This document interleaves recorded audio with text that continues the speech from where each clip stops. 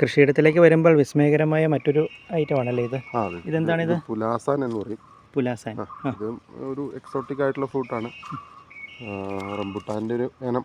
പക്ഷെ റംബുട്ടാനല്ല, അതിൻ്റെ വർഗ്ഗത്തിൽ വരുന്ന സാധനമല്ല.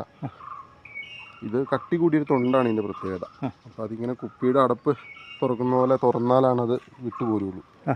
ഈ പുലാസാൻ എന്ന പദത്തിൻ്റെ അർത്ഥം അടപ്പ് തുറക്കുക എന്നുള്ളതാണ്. അപ്പോൾ ഒരു ഗ്രീക്ക് പദം. അപ്പോൾ അതിൻ്റെ അടപ്പ് തുറക്കുക എന്നുള്ളതാണ്. അപ്പോൾ അതുകൊണ്ടാണ് ഇതിനങ്ങനെ ഒരു പേര് വന്നത്. ഇതിപ്പോൾ 8 വർഷം അടുത്തായ മരമാണ്.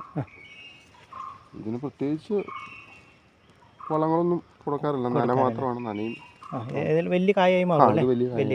റംബുട്ടാൻ്റെ അത്രയുള്ള കായാവും. പക്ഷെ തൊണ്ടിന് കട്ടി കൂടുതലുണ്ട്. റംബുട്ടാനെ വെച്ച് നോക്കുമ്പോൾ അതാണ് രുചികരമായ ടേസ്റ്റി ആയിട്ടുള്ള. പുളിയില്ല ഇതിന്. പുളിയില്ലാത്ത പുളിയില്ല. റംബുട്ടാനും പുളി ഉള്ള റംബുട്ടാനുണ്ടല്ലോ. പക്ഷെ ഇതിന് മധുരം മാത്രമേ ഉള്ളൂ. സ്വീറ്റ ഒരു ഗുണമുള്ള.